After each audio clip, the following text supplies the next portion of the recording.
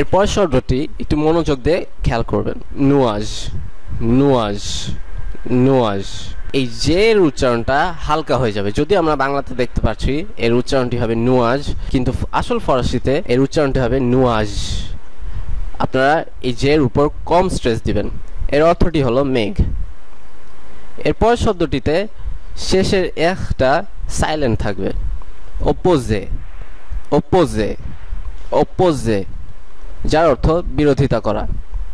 আপনারা বাংলাতেও দেখতে পাচ্ছেন এটার উচ্চারণ হবে অপোজে। এরপর শব্দটিতেও একই রুল ফলো করা হবে, শেষের ও সাইলেন্ট থাকবে, প্লাস, প্লাস, প্লাস, যার অর্থ জায়গা। আপনারা বাংলাতেও দেখতে পাচ্ছেন এটার উচ্চারণ হবে প্লাস।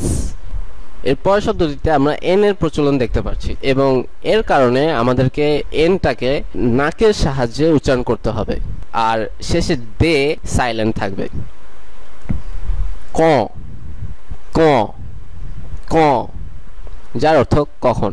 আপনারা বাংলাতেও দেখতে পাচ্ছেন এটির উচ্চারণ হবে ক। হি, হি, হি, যার অর্থ ভাত, বাংলাতেও হি। পরের শব্দটির উচ্চারণ হবে সালদোবা, সালদোবা। আপনারা নিশ্চয়ই লক্ষ্য করলেন যে শেষের এনটি উচ্চারিত হলো নাকের সাহায্যে, সালদোবা, যার অর্থ বাথরুম, সালদোবা। তু, তু, তু, যার অর্থ সবকিছু এবং বাংলাতে তু। এখানে আপনারা নিশ্চয়ই লক্ষ্য করছেন আমি ব্র্যাকেটের মধ্যে ওটা লিখেছি, তার কারণ ফরাসিতে ম্যাসকুলিন এবং ফেমিনিনের পার্থক্য আছে। আমরা এই লেসন সিরিজের পরের ভিডিওতে তা দেখতে পারবো। হু, হু, হু। আপনারা নিশ্চয়ই লক্ষ্য করলেন আমি এটা 3 বার উচ্চারণ করলাম, তার কারণ হুটা সবসময় গলা থেকে আসতে হবে, যার অর্থ রাস্তা, হু। যদিও এটার কোনো বাংলার সঠিক বিকল্প নেই, তবুও আপনারা বাংলা উচ্চারণটি মনে রাখতে পারেন, হু। এরপর শব্দটি হলো ভেতম, ভেতম। আপনারা নিশ্চয়ই লক্ষ্য করলেন শেষে টেটা সাইলেন্ট আছে এবং এনটা নাকের দ্বারা উচ্চারিত হলো, যার অর্থ কাপড়, ভেতম, ওয়াতেখ, ওয়াতেখ, যার অর্থ টয়লেট এবং এর বাংলার বিকল্প হলো ওয়াতেখ। এরপর শব্দটি হলো এক্সাম্পল, এক্সাম্পল। এই এক্সাম্পলে শব্দটির মধ্যে পে আর এল এর উচ্চারণ একই সাথে হবে এবং ওটা সাইলেন্ট থাকবে, এক্সাম্পল, যার অর্থ উদাহরণ এবং এর বাংলার বিকল্প হচ্ছে এক্সাম্পল। এরপর শব্দটি হলো ইউ, ইউ, ইউ, শেষের ইক্সটা সাইলেন্ট আছে, এর অর্থ হলো চোখ এবং বাংলার উচ্চারণ হলো এও, এও। সর্বশেষ যেটি আমরা দেখছি সেটি হলো জেহ, জেহ, জেহ। এখানে সব কিছুই উচ্চারণ করা হচ্ছে জেহ।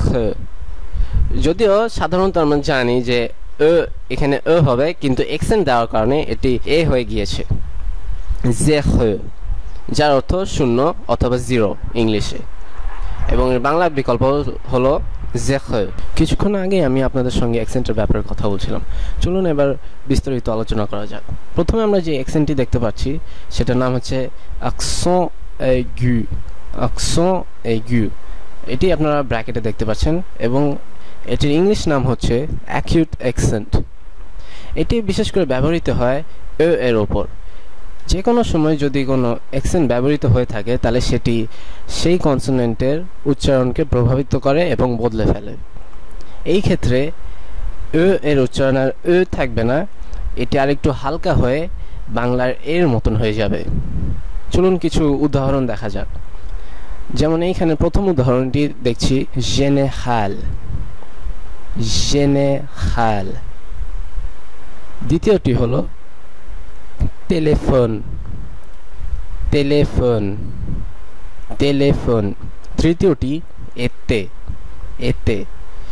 এই 3টি উদাহরণে আমরা দেখলাম যে উচ্চারণটি খুবই হালকা এবং বাংলা উচ্চারণ এর কাছাকাছি। প্রথম উদাহরণে আমরা দেখতে পেলাম যে জেনেরাল, যার অর্থ সাধারণ, এবং তার বাংলা বিকল্প খুবই কাছাকাছি, জেনেরাল।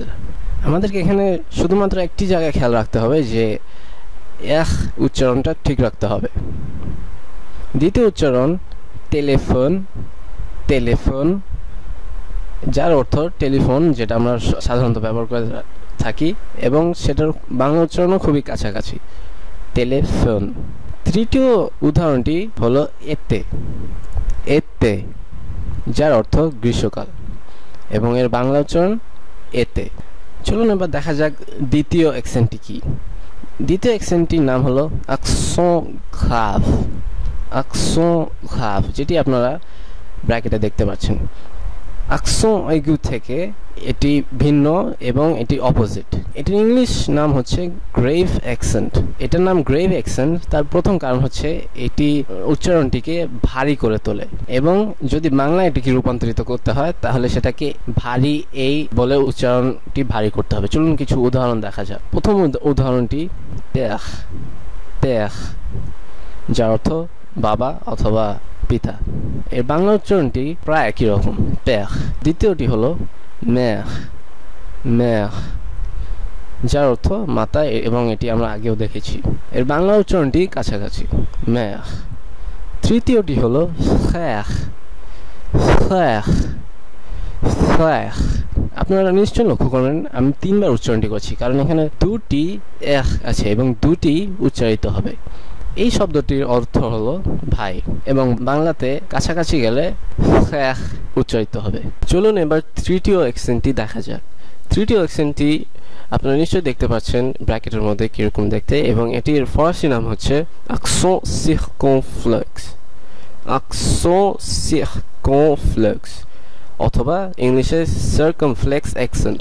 এর উচ্চারণটি অ্যাকসেন্ট এগুর মতনই হবে, কিন্তু আরেকটু চাপ দিতে হবে অথবা স্ট্রেস প্রয়োগ করতে হবে। কিছু উদাহরণস্বরূপ যদি আমরা দেখি তাহলে আমরা দেখব তেত, তেত, তেত।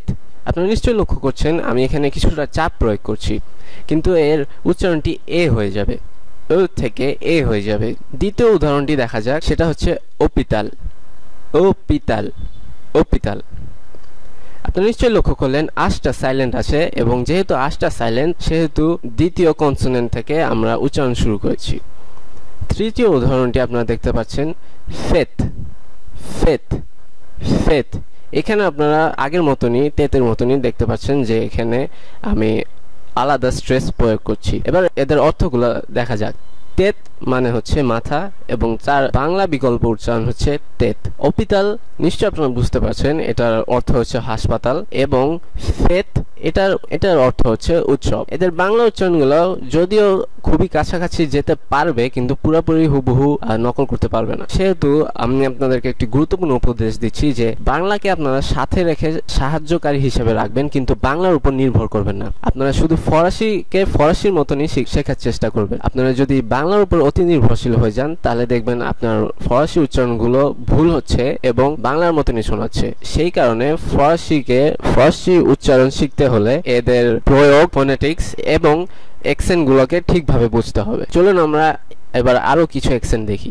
চতুর্থ অ্যাকসেন্টটি আপনারা নিশ্চয়ই দেখতে পাচ্ছেন, লা সেডিল, লা সেডিল অথবা সেডিলা। যখন সি অথবা ফ্রেঞ্চের সে যে প্রয়োগ করা হয় তখন এটির উচ্চারণ এস এর মতন হয়ে যায়। যেমন এই উদাহরণটি আমরা দেখতে পাচ্ছি, লোসন, লোসন, লোসন, যার অর্থ পাঠ। আপনারা নিশ্চয় বাংলাতে দেখতে পাচ্ছেন এটির উচ্চারণ হবে লোসন। যেহেতু শেষের কনসোনেন্টটি উচ্চারিত হচ্ছে সেটা আপনার নাকের সাহায্যে উচ্চারিত হবে, লোসন।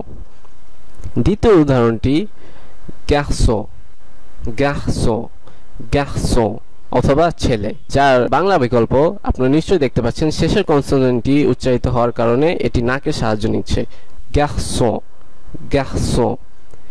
এবং ফ্রেঞ্চের অথবা ফরাসির ভাষার ফরাসি শব্দটিকে সাধারণত বলা হয় ফ্রাঁসে, ফ্রাঁসে, ফ্রাঁসে, যার অর্থ ফরাসি অথবা ফ্রাঁসে। পঞ্চম এবং শেষের অ্যাকসেন্টটি আপনারা নিশ্চয়ই খেয়াল করছেন দুটি ডটের সমতুল্য, এবং এটির নাম হচ্ছে লা ট্রেমা, লা ট্রেমা অথবা ডায়ারেসিস, যার ইংলিশটা হচ্ছে ডায়ারেসিস। এটি সাধারণত ব্যবহার দেখা যায় আই এর উপর অথবা ফরাসিতে যেটাকে বলে ই আর ফরাসির ও এর উপর। এটি উচ্চারণকে স্বাভাবিক নিয়মের থেকে কিছুটা ভারী করে তোলে এবং আপনারা যদি বাংলার বিকল্প চান তাহলে এটা কি ভারী দীর্ঘের মতন উচ্চারিত করতে হবে, যেমন নোয়েল, নোয়েল, নোয়েল, যার অর্থ ক্রিসমাস অথবা বড়দিন। আপনারা বাংলা বিকল্পটিও দেখতে পাচ্ছেন নোয়েল, নোয়েল। দ্বিতীয় উদাহরণটি আমরা দেখতে পাচ্ছি, এটির উচ্চারণ হবে ফাইয়ন্স, ফাইয়ন্স, ফাইয়ন্স, যার অর্থ তৈজসপত্র এবং বাংলা বিকল্প ফাইয়ন্স। আপনারা নিশ্চয়ই লক্ষ্য করছেন এখানে হ্রস্বের বিপরীতে দীর্ঘ ব্যবহৃত হচ্ছে। তৃতীয় উদাহরণটিও কাছাকাছি, এটিকে আপনারা দেখতে পাচ্ছেন লাইয়ুস, লাইয়ুস, লাইয়ুস, যার অর্থ বক্তৃতা এবং এর বাংলা উচ্চারণটি আপনারা নিশ্চয়ই দেখতে পাচ্ছেন লাইয়ুস, লাইয়ুস।